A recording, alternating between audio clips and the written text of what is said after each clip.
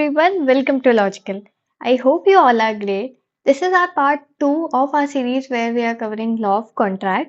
Last के एक part में हमने इंट्रोडक्शन ऑफ कॉन्ट्रैक्ट्स देखा था जिसमें हमने communication and revocation of offer and acceptance देखा था एंड कुछ इंपॉर्टेंट चीजें और देखी थी। आज का वीडियो भी उतना ही इंपॉर्टेंट होने वाला है। आज भी हम कुछ कंफ्यूजिंग बट इंपॉर्टेंट चीजें कवर करेंगे। So without wasting any time let's dive into it. But again before we start a daily reminder कि इस जो क्लास की पीडीएफ है वो टेलीग्राम चैनल पे आ जाएगी। सो वहां से ज्वाइन कर लेना क्योंकि वहां पे क्लासेस के लिंक्स भी आते रहते हैं और ऑफ कोर्स क्लासेस की पीडीएफ तो आती ही रहती है ना। कंसिडरेशन से स्टार्ट करते हैं क्योंकि कल हमने देखा था कि कंसिडरेशन थोड़ा बहुत क्या होता है। अब देखो, कल क्या समझा था कि ऑफर में एक्सेप्टेंस होती है तो वो प्रॉमिस बनता है। प्रॉमिस में जब कंसिडरेशन ऐड हो जाता है तो वो अग्रीमेंट बन जाता है एंड अग्रीमेंट जब इन्फोर्स हो जाता है लॉ से तो वो कॉन्ट्रैक्ट बन जाता है। बट उसमें एक इंपॉर्टेंट चीज है कि ऑफर और एक्सेप्टेंस तो समझ में आ गया था कल, जिसे प्रॉमिस बन गया था। अब कंसिडरेशन क्या होता है? सो क्विड प्रो क्यों होता है कंसिडरेशन, मतलब समथिंग फॉर समथिंग। अब देखो, consideration refers to something of value exchanged between the parties making the agreement legally binding. मतलब जैसे मुझे एक शर्ट खरीदनी थी एंड उस शर्ट के लिए मैंने 500 रुपए दिए, है ना। अब देखो, मैंने दुकानदार को 500 रुपए दिए, दुकानदार ने मुझे शर्ट दी, उसे 500 मिल गए, मुझे शर्ट मिल गई। That was something for something, so that was consideration. अब ये मत समझना कि consideration is just money. Consideration मेरे लिए तो शर्ट था ना, क्योंकि मुझे शर्ट मिला, सो दैट वॉज कंसिडरेशन। ठीक है, तो लॉ ऑफ कॉन्ट्रैक्ट में कंसिडरेशन होना इंपॉर्टेंट है, उसी की वजह से फिर आगे अग्रीमेंट बन पाते हैं। ठीक है, देखो, अब कंसिडरेशन तीनों टाइप की होती है, फ्यूचर भी होती है, प्रेजेंट भी होती है, पास्ट भी होती है। अगर पास्ट में पेमेंट हो गया तो दैट इज पास्ट कंसिडरेशन। जैसे पहले अगर अपन एडवांस पेमेंट कर दे कि अपन को सामान बाद में रिसीव होगा लेकिन पहले ही हमने एडवांस पेमेंट कर दिया, then that is past consideration. Present में तो हम करते ही हैं। फ्यूचर में अगर हमको सामान बाद में मिलेगा बट पेमेंट पहले कर दिए बट सामान बाद में मिलने वाला है, जैसे अमेजोन पे हमारे लिए जो सामान है वो बाद में आता है ना, दैट इज फ्यूचर का कंसिडरेशन। मतलब अपन को बाद में सामान मिलेगा लेकिन पेमेंट हमने पहले से कर दी। ठीक है ना। अब देखो, अब जैसे मैंने बोला कि ये अग्रीमेंट बनाने के लिए कंसिडरेशन इंपॉर्टेंट है, बट कुछ ऐसे भी केस होते हैं जहाँ पे कंसिडरेशन नहीं भी हो ना तो भी जो अग्रीमेंट है वो बन जाता है। अब तुम बोलोगे कि ऐसा कैसे, अभी तो यहाँ पे इंपॉर्टेंट था। सो देखो, जैसे नेचुरल लव एंड अफेक्शन, मतलब कि agreement between close relative based on natural love and affection is enforceable even without consideration provided that it in writing and register. देखो, एक एग्जाम्पल लेते हैं कि तुम्हारे पापा ने बोला कि अगर तुम्हारे 10th बोर्ड में 90% आ जाएंगे तो मैं तुम्हें साइकिल गिफ्ट कर दूंगा। अब कंसिडरेशन तुम्हारे एंड से तो कोई हुआ नहीं ना, तुम भले 10th बोर्ड में 90% लाओगे बट ये कोई टेंजिबल मॉनेटरी चीज तो है नहीं। ठीक है, सो तुम्हारी साइड से कोई चीज एक्सचेंज में नहीं आई बट तुम्हारे फादर ने तुम्हें साइकिल देने का प्रॉमिस कर दिया। अब देखो, that is contract of natural love and affection जिसमें अग्रीमेंट बन जाता है, क्लोज रिलेटिव होने चाहिए बट एक साइड से कंसिडरेशन नहीं भी आए तो भी चलेगा। ठीक है, सो बट उसके लिए एक इंपॉर्टेंट चीज है कि वो राइटिंग में होना चाहिए एंड वो रजिस्टर होना चाहिए। तो क्या जो तुम्हारे पेरेंट्स ने पहले वादे कर रखे हैं कि अगर तुम इतने ले आओगे तो हम साइकिल दे देंगे या XYZ थिंग दे देंगे, देखो वो इन्फोर्स तुम करा सकते हो बट अगर तुम्हारे पास वो लिखित में लिखा हो और वो रजिस्टर हो। ठीक है, अब एक चीज और ध्यान रखना कि ये क्लोज रिलेटिव्स में ही वर्क करता है, जैसे तुम्हारे फादर हो गए या मदर हो गए। ठीक है, सो जनरली जो ब्लड रिलेशन में आते हैं उन चीजों पे अप्लाई करता है। ऐसा नहीं कि यार तू मेरा भाई है तो हम बोलने के लिए जिसको भाई बोलते हैं उस पे अप्लाई कर दे, नहीं यार, वो ब्लड रिलेशन थोड़ी है या क्लोज रिलेटिव्स थोड़ी है। ठीक है, अब सेकंड पे आते हैं which is past voluntary service, मतलब a promise to compensate someone for voluntary services already rendered. It's enforceable even without a new consideration if the service was rendered voluntarily and not on the promises request। देखो, होता क्या है कि let's say कि एक इंसान था, वो रोड पे चल रहा था एंड उसने देखा कि एक और इंसान जो है उसको एक ट्रक ठोकने वाला है ये ट्रक हो गया, है ना? और वो ट्रक उसकी तरफ आ रहा है एंड उसे ठोक देगा। तो ये भाग के जाता है, एक मूवी सीन की तरह कुछ बन जाता है, इसको बचा लेता है एंड ये सेव हो जाता है।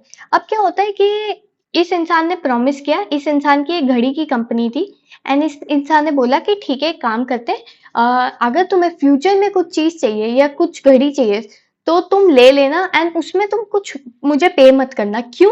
क्योंकि तुमने यहाँ पे एक वॉलंटरी सर्विस प्रोवाइड की है मुझे एंड उसके बेसिस पे मैं ये तुम्हें प्रॉमिस करता हूँ। सो that was past voluntary service उसको कहते हैं कि एक जो पास्ट की चीज हो चुकी है उसके बेसिस पे कुछ न्यू चीज हो रही है। जैसे घड़ी खरीदी, अब वो घड़ी खरीदने गया ये इंसान एंड इसने बोला कि यार मेरे को घड़ी दो, क्योंकि मैंने तुम्हारी एक पास्ट की सर्विस की थी और तुमने मुझे प्रॉमिस किया था।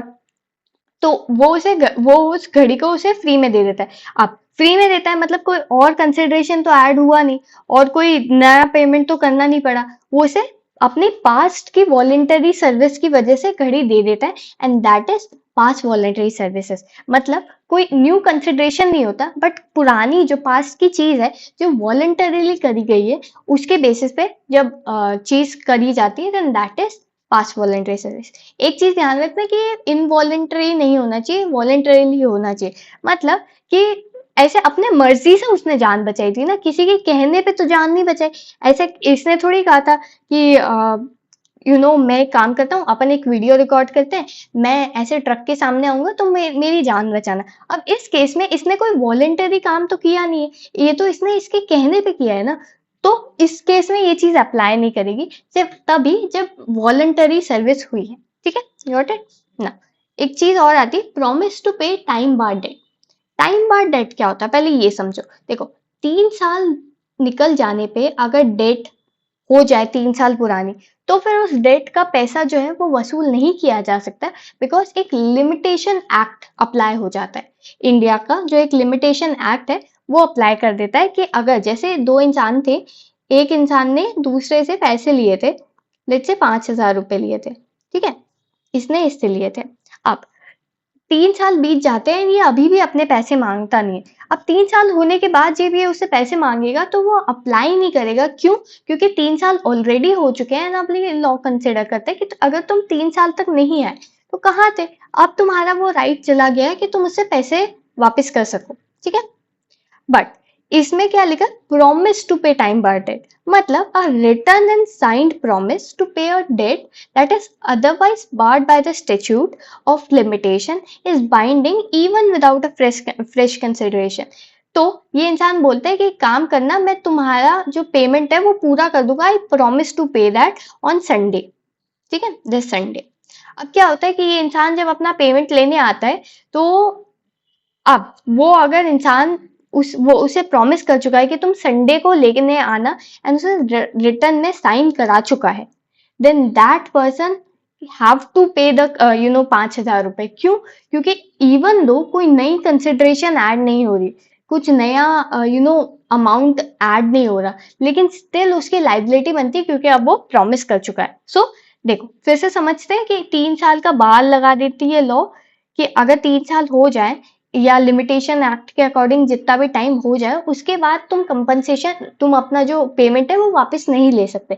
लेकिन अगर एक इंसान उस पेमेंट को वापस करने का प्रॉमिस कर देता है तो कोई न्यू पेमेंट नहीं हो तो भी जो है वो प्रॉमिस अब बन चुका है and they have to pay the money back. ठीक है, okay, so this was it कि हमारा जो एक्सेप्शन थे अग्रीमेंट जहाँ पे कंसिडरेशन नहीं होता उसके। ठीक है, कंसिडरेशन समझ में आया कि समथिंग फॉर समथिंग, मतलब मैंने शर्ट ली तो तुमको पैसे मिल गए, so that was quid pro quo और something for something. Consideration is the price that each party to a contract gives in exchange to other party. ठीक है, फॉर द प्रॉमिस और परफॉर्मेंस। अब ऐसा तो नहीं है कि सिर्फ शर्ट की चीजें मानी चाहिए। जैसे तुम डॉक्टर के पास जा रहे हो तो वो तुम्हारा इलाज करते हैं, so that's a service they are performing, तो वो एक चीज हो गई। एक लॉयर तुम्हारा केस हैंडल कर रहा है, सो दैट्स अ परफॉर्मेंस।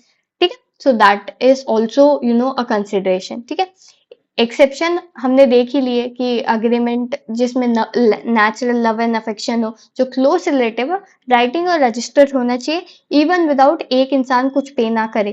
ठीक है। 5 वॉलंटरी सर्विस, पहले का कुछ इंसिडेंट हो चुका हो। ठीक है। Promise to pay time barred debt, time barred debt का टाइम निकल चुका है, 3 इयर्स कंप्लीट हो चुके हैं, लेकिन स्टिल अगर वो फिर से वो चीज पे करने का प्रॉमिस कर दे तो कोई न्यू कंसिडरेशन की रिक्वायरमेंट नहीं है। अब कुछ होती है अनलॉफुल कंसिडरेशन, मतलब कौन सी ऐसी कंसिडरेशन है जो कि लॉफुली लीगली बाइंडिंग नहीं है। पहला होता है फॉरबिडन बाय लॉ, जो कि लॉ ने ही फॉरबिड कर रखा है। कौन सी है वो? Agreement to pay someone to commit a crime और to sell illegal goods. Let's say मैंने एक इंसान को पेमेंट किया कि जाओ तुम एक के घर में चोरी करके आ जाओ। अब क्या ये कंसिडरेशन वैलिड होगा या लॉफुल होगा? नहीं होगा, राइट? क्यों? क्योंकि ये क्राइम कमिट करने के पर्सपेक्टिव से दिया गया है। ऐसा कोई कंसिडरेशन जो कि क्राइम करने के हिसाब से दिया गया है, then that is forbidden by law, unlawful consideration. ठीक है। या फिर कोई ऐसा मटेरियल या गुड्स जो कि इलीगल या फिर बैंड है इंडिया में, जैसे लेट्स से कि अल्कोहल किसी किसी स्टेट्स में बैन है एंड मैंने उसी को स्मगल करने का के लिए कोई पेमेंट कर दी। अब that is forbidden by law, that is unlawful consideration. ठीक है। तो ये उसका एग्जांपल हो गया। अब आते हैं इमोरल पे। कुछ चीजें होती है जो कि लॉ नहीं, एक सोसाइटल का जो नॉर्म होता है, जो सोसाइटल वैल्यूज होती है उसके अकॉर्डिंग रॉन्ग होती है। ठीक है। वो चीज भी अनलॉफुल कंसिडरेशन में आएगी। जैसे an agreement that is against societal norm such as agreement to facilitate a divorce for the purpose of remarriage. एक इंसान का डाइवोर्स कराना चाहते ताकि वो एक दूसरे इंसान से री मैरिज कर सके। ना, दैट इज रॉन्ग, क्योंकि डाइवोर्स कराने के लिए आप मतलब री मैरिज कराने के लिए आप डाइवोर्स कराना चाहते हो, so that agreement is again unlawful. So उसके लिए अगर कोई कंसिडरेशन दिया है कि इतने इतने पैसे दे दिए कि जाओ उनका डिवोर्स करा के आ जाओ, सो दैट इज अनलॉफुल। ठीक है। इंजरी टू पर्सन और property, an agreement to harm someone और डैमेज देयर प्रॉपर्टी। अब मैंने ए को भेजा कि जाओ बी के घर में पत्थर फेंक के आ जाओ। अब उनको हार्म कॉज हो जाएगा या उनकी प्रॉपर्टी डैमेज हो जाएगी, सो that was also unlawful consideration, क्योंकि वो किसी को हार्म या किसी की प्रॉपर्टी को हार्म पहुंचा रहा है। ठीक है।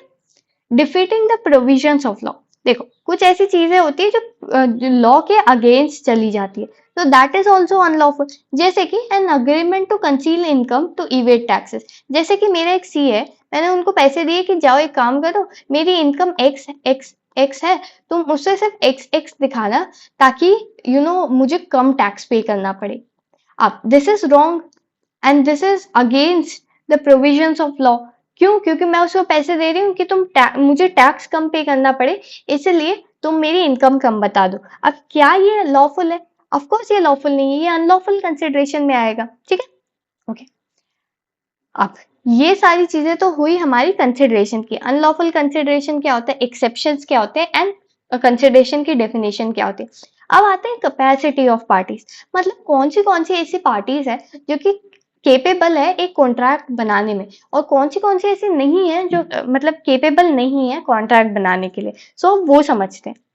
बट उससे पहले एक चीज और ध्यान रखना कि देखो, एक चीज और ध्यान रखो कि जो कंसिडरेशन है ना वो एडिक्वेट होना जरूरी नहीं है। जैसे अगर मुझे एक हाउस बेचना है एंड उसकी कीमत है 1 लाख मान लो, चलो ठीक है, बट मैंने उसे 1 रुपए में भी बेच दिया ना, एक देखो 1 रुपए में भी बेच दिया ना, तो भी उसे लॉ ये नहीं कह सकता कि यार तुमने एक रुपए में बेच दिया, that is inadequate and it is hence unlawful. ऐसा कुछ नहीं होता। ठीक है।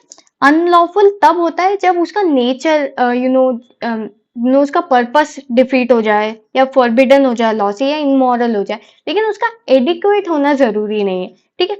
अगर 1 लाख का घर है 1 रुपए में भी बेच दिया ना, वो एक होना जरूरी है। कितना है, मतलब 1 लाख के बदले दिया है या 1 करोड़ के बदले, दैट डजंट मैटर। ठीक है। चलो कैपेसिटी ऑफ पार्टीज पे आते हैं। एज ऑफ मेजोरिटी, देखो अब कुछ लोग ऐसे होते हैं जो कि समझ ही नहीं पाते कि कॉन्ट्रैक्ट क्या कहना चाहता है, या they generally lack the capacity to enter into contract. Generally जैसे बच्चे, अब मैं 5 साल के बच्चे से एक घर की डील करूंगी तो क्या वो समझ पाएगा?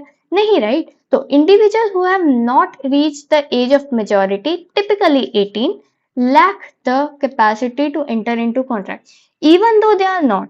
अब 17-18 साल में क्या डिफरेंस है? एक 17 साल का बच्चा, एक 18 साल का बच्चा, कुछ ज्यादा डिफरेंस नहीं आएगा, बट स्टिल लॉ ये मानता है कि 17 साल के बच्चे को ये कैपेसिटी नहीं है, जबकि 18 साल के बच्चे को ये है।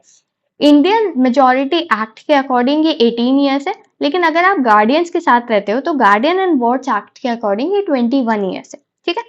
अब generally a contract with a minor is void ab initio, but an exception exists that contracts for necessaries where the minor is obligated to pay for that from their property। अब देखो, जो कॉन्ट्रैक्ट अगर तुमने किसी minor के साथ किया तो वो void होगा फ्रॉम द बिगिनिंग, मतलब उसकी कोई वैलिडिटी नहीं होगी लॉ में। अगर तुमने, जैसे मैं हूँ एंड मैं लेट्स से 17 साल की हूँ, अब मैं एक दुकान पे गई एंड मैं कुछ सामान खरीद के ले आई।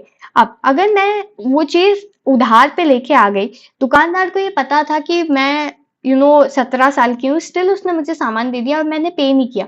अब क्या दुकानदार मुझे सामान के पैसे ले सकता है? टिपिकली अगर लॉ की लैंग्वेज में देखें तो नहीं। क्यों? क्योंकि मैं जो हूँ वो एक माइनर हूँ। अगर मेरे साथ कोई कॉन्ट्रैक्ट बनाया then that was void from the beginning, मतलब वो लॉ की आईज में कभी वैलिड ही नहीं था फ्रॉम द स्टार्टिंग। ठीक है। अब देखो, लेकिन इसका एक एक्सेप्शन है, exception exist which means necessaries वाला। मतलब अगर आप ऐसी सिचुएशन में हो जब आपको नेसेसरीज खरीदने की नीड है, तब आप एक कॉन्ट्रैक्ट में आ सकते हो और उसका जो पेमेंट है वो आपके प्रॉपर्टी या एसेट से आएगा। लेट्स से आप एक घर में थे एंड आपके मम्मी पापा घर से बाहर थे या घर में नहीं थे, एंड आपने दुकानदार से बोला कि भैया एक काम करना कि मेरे घर पे कोई है नहीं, सो एक काम करो कि मुझे food, shelter and clothing provide करना, एंड उसका जितना भी पेमेंट होगा वो मेरे आप एसेट्स या प्रॉपर्टी से ले लेना। मतलब उसको आप सेल करके या उसमें से रीइंबर्स करके आप अपना पेमेंट ले सकते हो। ठीक है। सो that was an exception. Generally minority के साथ अग्रीमेंट नहीं हो सकता, लेकिन अगर वो नेसेसिटीज में आता है तब ये हो सकता है। एक चीज समझना कि एक लैंडमार्क केस हुआ था मोहरी बीबी वर्सेस दामोदर घोष के, ये घोष है, ठीक है, हाँ, घोष के अगेंस्ट, जिसमें कहा था कि द प्रीवी काउंसिल, जो कि पहले के कोर्ट को कहा जाता था, establish that the contracts entered by minors are void ab initio, void from the very beginning, and the doctrine of estoppel does not apply against minors। पहले ये समझते हैं कि डॉक्ट्रिन ऑफ एस्टॉपल क्या होता है। देखो, डॉक्ट्रिन ऑफ एस्टॉपल ये कहता है कि अगर किसी ने काम किया किसी के लिए क्योंकि वो उसने कहा था, जैसे doctrine that prevent someone from denying there previous actions if the person relied on those statements. मतलब कि अगर ए ने बी से बोला कि एक काम करो, मैं एक डीलरशिप साइन कर रहा हूँ बी के साथ कि मुझे 2 किलो दाल चाहिए, ठीक है, जो जनरली स्टोर नहीं कर सकते। ठीक है, मुझे 2 kg दाल चाहिए, तो जाओ तुम ये हमारी डील हो जाती है। बी दाल खरीद लेता है, बट ए उस दाल को लेने से मना कर देता है। बी ने कोई एक्शन किया ए के कहने पर, एंड अब अगर इसने ये काम किया है एंड अब अगर ये दाल नहीं ले रहा है तो बी का तो नुकसान हो जाएगा ना, बिकॉज ही एक्टेड ऑन ए, कि ए ने बोला था कि दाल लेके आओ तो मैं दाल लेके आया। अब अगर तुम मना कर दोगे दाल लेने से तो मेरा तो नुकसान हो जाएगा ना। सो प्रॉमिसरी एस्टॉपल ए को ये करने से रोकता है कि अगर तुमने किसी दूसरे को डायरेक्शन दिए हैं कुछ काम करने के लिए, अब तुम पीछे नहीं हट सकते कि मैं नहीं लूंगा या मैं नहीं करूंगा। क्यों नहीं करोगे? तुम्हारे पर डॉक्ट्रिन ऑफ एस्टॉपल अप्लाई करते हैं। ठीक है। अब देखो, does not allow apply to minors. अब ये जो डॉक्ट्रिन है इस केस में बताया था कि ये माइनस पे अप्लाई नहीं करता, even if they fraudulently misrepresent their age. अब अगर वो अपनी एज को फर्जी भी बताएं तो भी ये चीज उन पे अप्लाई नहीं करेगी। ठीक है। तो इस केस में हुआ क्या था ये समझते हैं। तो एक माइनर थे धर्मोदास घोष, जिनने एक लैंडलॉर्ड के साथ, एक मनी लेंडर के साथ एक अग्रीमेंट, एक कॉन्ट्रैक्ट में एंटर हुए थे। अब जो मनी लेंडर थे उनको भी ये पहले से पता था कि जो घोष है वो एक माइनर है, लेकिन स्टिल उनने उनके साथ अग्रीमेंट किया। सो आफ्टर दामोदर जो घोष साहब थे, वो जब फेल हो गए अपने एक्ट्स को फुलफिल करने में, तब उन पे कोर्ट केस हुआ मनी लेंडर के द्वारा। तो कोर्ट ने ये स्टैब्लिश किया कि यार एक तो पहली बात तुम्हें पता था कि वो माइनर है, स्टिल तुमने उस पे एंटर किया, मतलब उनके साथ कॉन्ट्रैक्ट में एंटर हुए, और वो कॉन्ट्रैक्ट जो था वो तो वॉइड एब इनिशियो था ना, मतलब वो तो वॉइड था फ्रॉम द बिगनिंग।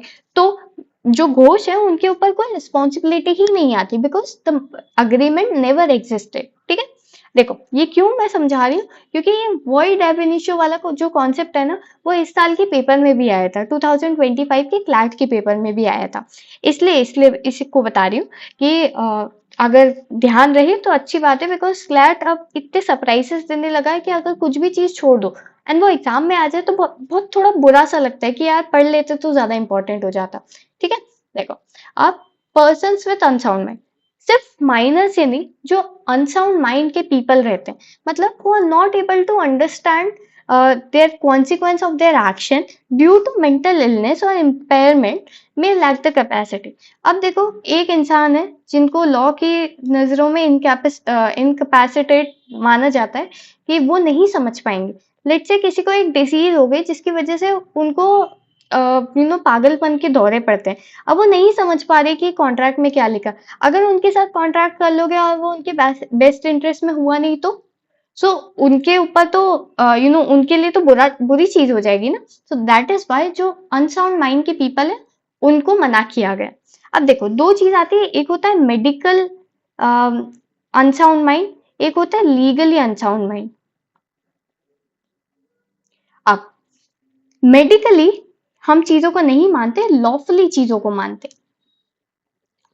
ठीक है, सो लॉफुली जैसे अगर लेट्स से कि एक इंसान है जिसको पागलपन के दौरे तो पड़ते हैं लेकिन कुछ टाइम ऑफ डे के लिए, बाकी दिन वो ठीक रहता है, तो अगर उस टाइम जिस टाइम वो सही था, अगर तब उसके साथ कॉन्ट्रैक्ट बनाया तो वो कॉन्ट्रैक्ट वैलिड होगा, क्योंकि at the time of making the contract he was capable of understanding the contract.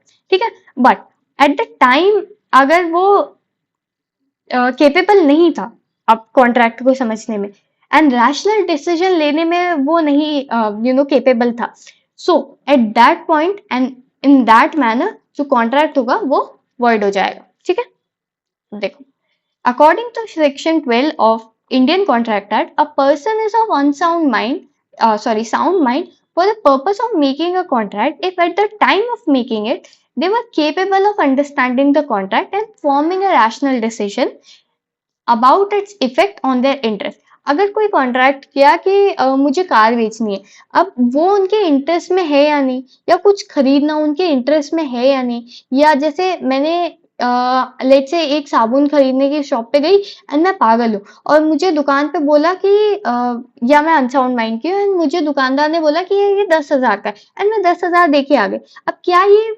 Contract valid था? नहीं, राइट, क्योंकि 10,000 का साबुन कौन ही यूज करता है, मतलब मैं तो नहीं करती, शायद तुम लोग करते होगे, बट हाँ नॉर्मली जो साबुन मैं खरीदने गई थी वो 100 रुपए का था, लेकिन मैं अपने बेस्ट इंटरेस्ट में वो चीज नहीं करके आए because I was unsound mind. तो इन दैट केस ये जो कॉन्ट्रैक्ट था वो वॉइड हो जाएगा क्योंकि I was unsound mind at the time of making the contract. ठीक है, अब कुछ ऐसे लोग होते हैं जो कि डिस्क्वालीफाई होते हैं लॉ के अकॉर्डिंग, जिनको कॉन्ट्रैक्ट बनाने की इजाजत नहीं है, जैसे कि पर्सन फ्रॉम अनदर कंट्री और जो एलियन होते हैं उनको कुछ कुछ कॉन्ट्रैक्ट बनाने की मतलब परमिशन नहीं है कि वो नहीं बना सकते। क्रिमिनल हु इज कन्विक्टेड, अब ये समझना कि जो क्रिमिनल जो कन्विक्ट हो चुके हैं, नॉट अक्विट या फिर नॉट द पर्सन जिनका अभी कोर्ट में केस चल रहा है, बट जो कन्विक्ट हो चुके हैं वो भी एक कॉन्ट्रैक्ट नहीं बना सकते। क्यों? क्योंकि यार अगर लेट से कोई इंसान बेल पे आया था एंड उसने कॉन्ट्रैक्ट बना लिया किसी चीज के ऑर्डर का, अब वो इंसान उस चीज के पैसे कैसे देगा अगर वो जेल में होगा तो, या वापस जेल चला जाएगा। सो इसलिए उन लोगों को कॉन्ट्रैक्ट में एंटर होने की परमिशन नहीं है। ठीक है, एक बार वो अपनी टर्म कंप्लीट कर ले या अपना सर्व कंप्लीट कर ले, देन वो कॉन्ट्रैक्ट में वापस आ सकते हैं, लेकिन उससे पहले नहीं। ठीक है, डिक्लेयर्ड इंसॉल्वेंट, इंसॉल्वेंट क्या होता है कि दिवालिया हो जाना जिसको कहते हैं, मतलब जब कंपनी डूब जाती है एंड जो पर्सन है उसकी प्रॉपर्टीज भी उस कंपनी को रिम्बर्स करने में चली जाती है, तब इंसान इंसॉल्वेंट हो जाता है। एंड अगर कोई इंसान इंसॉल्वेंट हो गया है एंड तब उस वो पर्सन अगर कॉन्ट्रैक्ट बना रहा है तो वो उसे पे कैसे करेगा जिस चीज का वो कॉन्ट्रैक्ट कर रहा है। दैट इज वाई जो कॉन्ट्रैक्ट जो इंसॉल्वेंट हो गए उनको भी कॉन्ट्रैक्ट में एंटर होने की परमिशन नहीं है। एक होता है फॉरेन सॉवरेन, मतलब जो डिप्लोमेट्स होते हैं ना दूसरे कंट्री के एंड फॉरेन सॉवरेन एंटिटीज, वो भी अलाउड नहीं है क्योंकि वो कुछ स्पेशल इम्यूनिटीज अपने अंदर होल्ड करते हैं एंड कुछ एंजॉय करते हैं certain kind of immunity, and उनमें से एक आता है कि यार वो कॉन्ट्रैक्ट में एंटर नहीं कर सकते बिकॉज ऑफ दोस इम्यूनिटीज। ठीक है। सो ओके, दिस वाज कि ये सारे जो पीपल थे वो। अब आता है एक और कि consent of parties must be free, मतलब कि अगर मैं किसी चीज के लिए हाँ कर रही हूँ तो वो फ्री नेचर से हाँ भी तो होना चाहिए। जैसे इधर करते हैं, जैसे मैंने एक कॉन्ट्रैक्ट एंटर किया कि मुझे अपना घर बेचना है एंड मैंने यहाँ पे साइन कर दिया। ठीक है। अब ये मैंने कॉन्ट्रैक्ट पे साइन तो कर दिया, बट लेट से अगर मुझे किसी ने साइन करवाया था या मुझे किसी ने फोर्स किया था कि नहीं तुम साइन करो नहीं तो हम तुम्हें थ्रेट्स दे रहे हैं या फोर्स कर रहा है कोई, या मेरे ऊपर अनड्यू इन्फ्लुएंस कर रहा है। अब क्या मेरा कंसेंट फ्री है? क्या अगर मैं साइन कर भी दूंगी तो वो वैलिड होना चाहिए? नहीं, राइट, क्योंकि मुझे किसी ने फोर्स किया है, या इवन मुझे वो समझेंगे अपन कि क्या क्या है। बट कंसेंट इज समथिंग जो कि फ्री होना चाहिए। कंसेंट मतलब हाँ होनी चाहिए, तुम्हारी असेंट होनी चाहिए कि तुम एकदम फ्री माइंड से हाँ बोल रहे हो। एक और चीज का ध्यान रखना है, then there must be a meeting of mind. Meeting of mind मतलब understanding the same thing in the same manner. मतलब अगर मैं कार बेचना चाह रही हूँ एंड मेरे पास दो कार है, एक होंडा सिटी है, एक एक लेट्स से क्रेटा है। ठीक है। एंड मैंने एक पर्सन को बोला कि तुम मेरी कार लोगे क्या? तो उसने बोला कि हाँ मैं ले लूंगा। ये समझ रहा है कि मैं क्रेटा बेच रही हूँ, मैं समझ रही हूँ कि मैं होंडा सिटी बेच रही हूँ। अब ये तो थोड़ा डिस्क्रिपेंसी नहीं आ गई? अब ये तो इसको सोच के बैठा है, जबकि मैं तो होंडा सिटी के को सोचने की सोच रही हूँ कि यार 10 साल पुरानी कार है, अच्छी बिक जाएगी। और इसने बोला कि 5 लाख में मैं खरीद लूंगा, और इसको लग रहा है कि ये जो मेरे पास नई क्रेटा है मैं उसको बेचने की बात करें। अब देखो यहाँ पे मीटिंग ऑफ माइंड नहीं हुआ, यहाँ पे हम दोनों ने एक ही चीज को सेम मैनर में नहीं समझा, तो that was not meeting of mind. जबकि कंसेंट फ्री होना चाहिए एंड मीटिंग ऑफ माइंड भी होना चाहिए। ठीक है। And there must be no. अब इस पे आते हैं कि और कौन सी चीज नहीं होनी चाहिए। पहला आता है कोअर्जन। Coercion क्या होता है? Coercion refers to an act of forcing someone to do something against their will by using threats, force, undue influence, often to make them enter into contract। मतलब एक इंसान है जिसके पास एक प्यारा सा डॉगी है एंड मैंने उस डॉग को अपने अंडर ले लिया एंड बोला कि यार एक काम करो, तुम इस डील पे साइन करो नहीं तो मैं तुम्हारे डॉग को मार दूंगा या मैं तुम्हारे डॉग को नहीं वापस दूंगा। अब वो इंसान बेचारा परेशान हो रहा है कि यार थ्रेट्स मिल रहे हैं उसको, या मैं उसे फोर्स कर रही हूँ कि ऐसा करो नहीं तो वैसा हो जाएगा, रैंसम जिसको मिलना कहते हैं ना। So that is when coercion is done. जबकि जब किसी को फोर्स कर रहे हो कुछ काम करने के जो कि वो नहीं करना चाह रहे हैं अगेंस्ट देयर विल। ठीक है। अब आता है अनड्यू इन्फ्लुएंस। अनड्यू इन्फ्लुएंस क्या होता है? रिफर्स टू द अनफेयर और improper use of position of power or trust by one party to coerce or manipulate another into making a decision or entering into a contract that is not in their best interest। मतलब undue influence coercion जैसा ही होता है, लेकिन इसमें बस एक चीज अलग होती है कि ये अपनी पोजीशन का मिसयूज करना।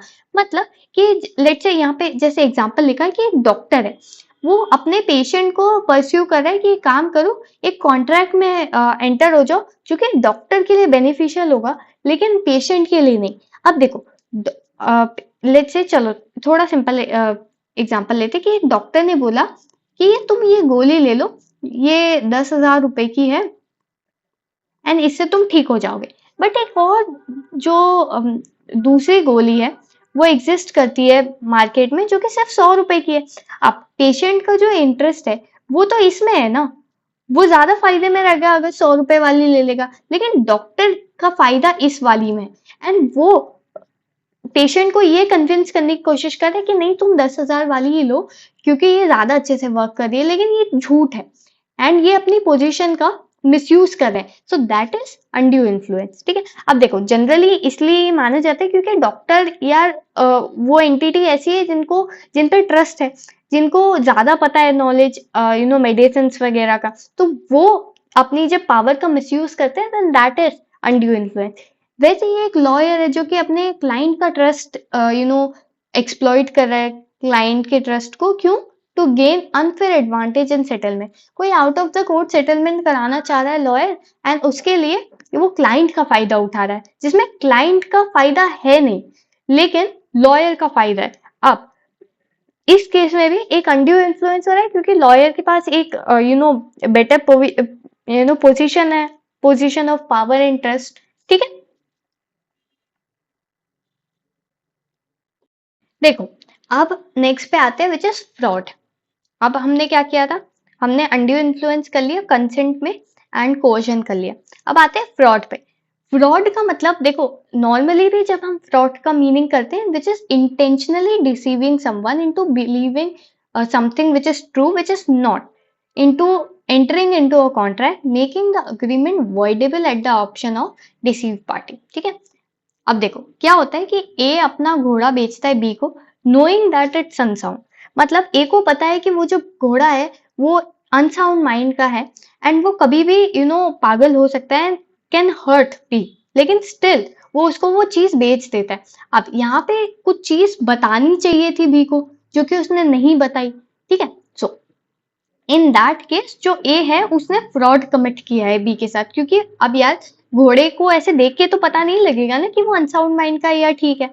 वो तो मतलब बैठो, मतलब उसको चलाओगे उसके बाद ही पता लगेगा फॉर आफ्टर फ्यू डेज। ठीक है, सो इन दैट केस अगर हम इंटेंशनली किसी को डिसीव कर रहे हैं to enter into a contract, मतलब हम उन्हें सच नहीं बता रहे या झूठ बोल रहे हैं, देन दैट इज फ्रॉड। ठीक है, आइए समझ। एक और एग्जांपल लेते हैं। अब देखो एक और एग्जांपल लेते हैं कि एक ए था, उसने बी को एक कार बेची एंड उसने कहा कि यार ये अब सिर्फ 2 साल पुरानी है, बट ए को पता था कि ये जो कार है ये 10 साल पुरानी है। अब 10 साल पुरानी और 2 साल कार पुरानी में बहुत डिफरेंस आ जाता है, लेकिन ये उसे झूठ बोल रहा है ये चीज, और वो उसे डिसीव कर रहा है ताकि उसको ज्यादा पैसे मिल सके या फिर वो एक कॉन्ट्रैक्ट में एंटर हो सके। तो इन दैट केस वो फ्रॉड कमिट हो जाता है। ठीक है, एक और चीज ध्यान रखना कि mere silence is not fraud until it was the duty to speak. अब देखो इस केस में भी, घोड़े वाले केस में भी ये ड्यूटी थी ना कि बताना कि जो घोड़ा है वो अनसाउंड माइंड का है, लेकिन ए ने नहीं बताया। अब इन दैट केस जो साइलेंस है वो फ्रॉड कंसिडर होगा। तो नॉर्मल केस में फ्रॉड नहीं होता, लेकिन जहां पे तुम्हारी ड्यूटी है ये बताना कि सम देयर इज सम डिफेक्ट और देयर इज ऐसी ऐसी चीजें हैं जिससे तुम्हें नुकसान पहुंचना चाहिए या तुम्हें पता होना चाहिए, there is a duty to speak, but तुम नहीं बोलते, सो इन दैट केस वो फ्रॉड होगा। ठीक है, अब नेक्स्ट आता है मिस रिप्रेजेंटेशन। मिस रिप्रेजेंटेशन और फ्रॉड का मीनिंग, पहले इनका डिफरेंस समझो कि क्या होता है। It occurs when a party makes a false statement of fact believing it to be true. Fraud में इंसान जानबूझ के डिसीव करता है दूसरे को। मिस रिप्रेजेंटेशन में वो खुद भी नहीं जानता कि वो चीज ट्रू थी या नहीं। ठीक है, that induces another party to enter into a contract thus vitiating the free consent and making the contract voidable। एक यहाँ पे भी था वर्ड विच इज voidable जो कि मैं समझाना भूल गई। देखो voidable और void में डिफरेंस क्या है, यहाँ समझते हैं। ऑल्दो ये आगे समझ में आ जाएगा, बट एक बार समझ ही लो तो बार बार कंफ्यूज नहीं हो। voidable एंड void, जो void होता है ना वो void ab initio होता है, मतलब उसकी वैलिडिटी ही नहीं है लॉ में। तो उसको कोर्ट में ले जाओगे सो कोर्ट ये डिक्लेयर कर देगा कि नहीं ये तो वैलिड ही नहीं था। ठीक है, जैसे माइनर के साथ अग्रीमेंट हो गया, अब वो वैलिड थोड़ी था।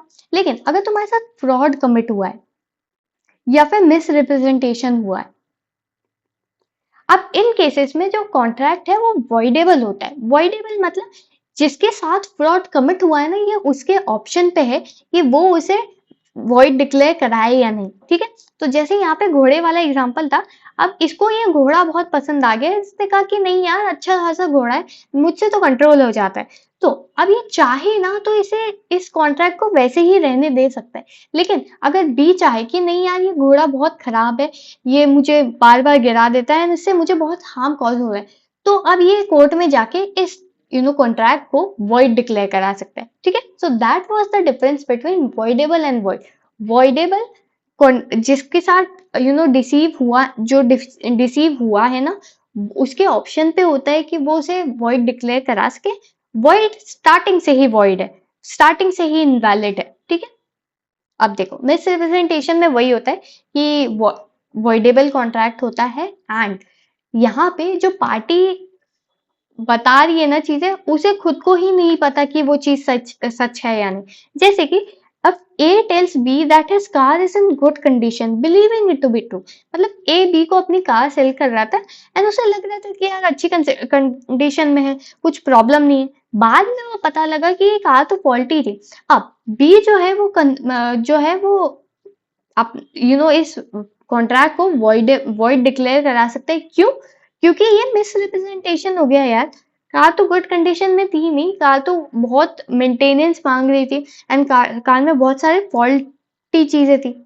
ठीक है, so in that case that is misrepresentation. जबकि अगर एक को पता होता कि कार गुड कंडीशन में नहीं है, स्टिल वो उसे डिसीव करता कि नहीं यार अच्छी चल रही है, तुम ले जाओ एंड मुझे एक्सेस मनी पे कर दो, तो in that case it would have been fraud. ठीक है,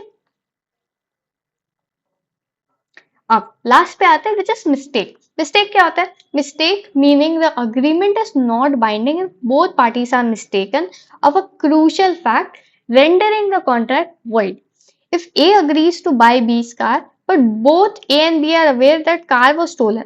अब देखो, इस केस में अगर दोनों पार्टी मिस्टेकन हो जाए, अगर दोनों पार्टी मिस्टेकन हो जाए, एक क्रूशियल फैक्टर जो कि कॉन्ट्रैक्ट का था, कि जो कार थी, इन दोनों को ही नहीं पता था कि यार वो कार चोरी की है, एंड इन दैट केस जो कॉन्ट्रैक्ट है वो वॉइड हो जाता है, because the mistake of fact regarding the car's ownership. अब कार की ओनरशिप एक क्रूशियल फैक्ट हो गया कॉन्ट्रैक्ट में, so in that case the contract is void.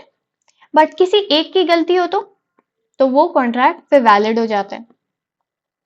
ठीक है, आई नो कंफ्यूजिंग है, बट हाँ, अगर किसी यूनिलैटरल मिस्टेक हुई ना, then contract is considered valid. ठीक है, एक चीज और ध्यान रखना कि यहाँ पे मिस्टेक ऑफ फैक्ट लिखा है, मिस्टेक ऑफ लॉ नहीं। दो अलग अलग चीज होती है, mistake of fact and mistake of law. Mistake of fact मतलब किसी फैक्ट के बारे में मिस्टेक होना। जैसे दो फोन रखे हुए थे टेबल पे, एंड मैं दूसरे वाले का लिया because both were identical, and now that was a mistake of fact. But मैं किसी का फोन जानबूझ के लिए क्योंकि मुझे लगा कि फोन लाना is not a not a bad thing या नॉट अ अनलॉफुल थिंग। अब तुम्हें लॉ के बारे में मिस्टेक हो गई, तुम्हें लगा कि चोरी करना इज नॉट अनलॉफुल, लेकिन तुम स्टिल लिया है, अब that was mistake of law. तो मिस्टेक ऑफ लॉ पे कोई एक्सेप्शन नहीं मिलता। अब तुम्हें नहीं पता था तो तुम्हारी गलती, हम क्या करें। ठीक है, सो ये चीज ध्यान रखना कि मिस्टेक ऑफ फैक्ट होनी चाहिए, मिस्टेक ऑफ लॉ नहीं। ठीक है, okay, this was it for today's video. That was it. आज हमने बहुत कुछ चीजें कंप्लीट की है एंड कवर किए, धीरे धीरे किए, बट आई होप समझ में आया हो। Thank you for watching. ऐसे ही सपोर्ट करते रहो। टेलीग्राम चैनल ज्वाइन कर लेना जिसमें क्लासेस की लिंक्स आती रहती हैं। यूट्यूब को सब्सक्राइब कर सकते हो क्लासेस की नोटिफिकेशन मिस ना हो इसलिए, एंड इंस्टाग्राम ऐसे ही फन के लिए बना रखा है थोड़ा, तुम चाहो तो कर लेना, बाकी it's your choice, but Telegram please से ज्वाइन कर लेना क्योंकि वहाँ पे क्लासेस की लिंक्स एंड पीडीएफ्स आती रहती हैं। ठीक है, तो अगर समझ में नहीं आया तो इस पीडीएफ को एक और बार पढ़ लेना। अगर तुम चाहो तो मैं इसे एनोटेशन के साथ ही भेज दूंगी, तो उससे ज्यादा अच्छे से जो हैंड रिटन नोट्स है वो चीज समझ में आएगी। ठीक है, this is it for today's video. कल मिलते हैं एक और नई वीडियो के साथ जहाँ पे हम नेक्स्ट चीजें कवर करेंगे, और भी बहुत सारी चीजें इंपॉर्टेंट है। आई थिंक 2-3 क्लास में कवर हो जाएगी, बट हाँ, मिस मत करना बिकॉज कॉन्ट्रैक्ट कुछ सालों से मतलब एटलीस्ट फॉर आर पेपर बहुत इंपॉर्टेंट चीज है। क्योंकि देखो 2022 में भी जो क्लैट का पेपर आया था उसमें भी कॉन्ट्रैक्ट्स के बहुत सारे पैसेज थे, तो इट इज इम्पोर्टेंट कि तुम कॉन्ट्रैक्ट तो एटलीस्ट कवर कर ही लो। कॉन्ट्रैक्ट और कॉन्स्टिट्यूशन पढ़ लोगे तो फिर ज्यादा दिक्कत नहीं होती। एंड एक और चीज रहती है कॉन्ट्रैक्ट के यार, कॉन्ट्रैक्ट थोड़ा ट्रिकी है समझना, एक बार में समझ में चीजें नहीं आती, लेकिन वही एक बार अच्छे से समझ लोगे तो वो दिमाग में बैठ जाएंगे, फिर पैसेज करने में कोई दिक्कत नहीं होगी।